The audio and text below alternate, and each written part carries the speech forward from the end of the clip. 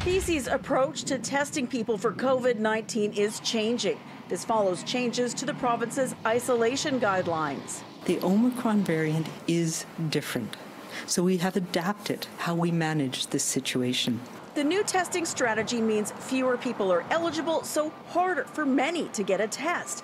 Criteria now down to those with symptoms for whom treatment can make a difference. Testing's recommended for people who are moderately or severely immunocompromised, including getting cancer treatment, taking anti-rejection drugs, had bone marrow or stem cell transplants. People 18 and older who are unvaccinated or not fully vaccinated.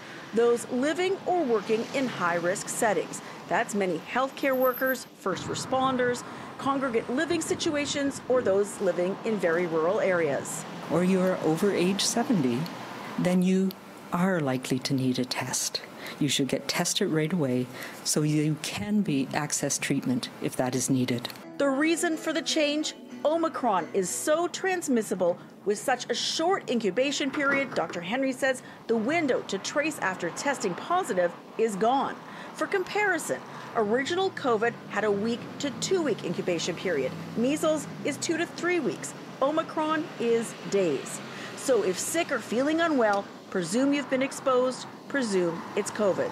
We are all close contacts of somebody with the virus, so we absolutely need to pay attention to how we are feeling and making sure that we have a very low threshold for staying away and waiting for another day if we're feeling unwell.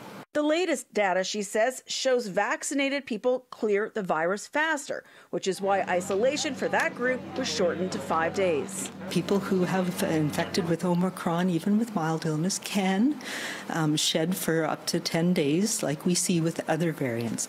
But that risk is reduced, and it goes down quite dramatically after about day 3 to 5. While fewer people are eligible for testing, the province is using rapid tests in other areas, including acute and long-term care and in schools. 115,000 more tests are being prepared to support testing in the K-12 education sector. This is a total to date of 345,000. Dr. Henry's clear, even knowing that cases and hospitalizations are slowing down a bit, both are still very high, and BC is very much still in a pandemic.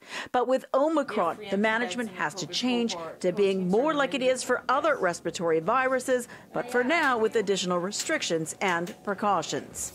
We cannot eliminate all risk, and I think that's something that we need to understand and accept as this virus has changed and has become part of what we will be living with for years to come.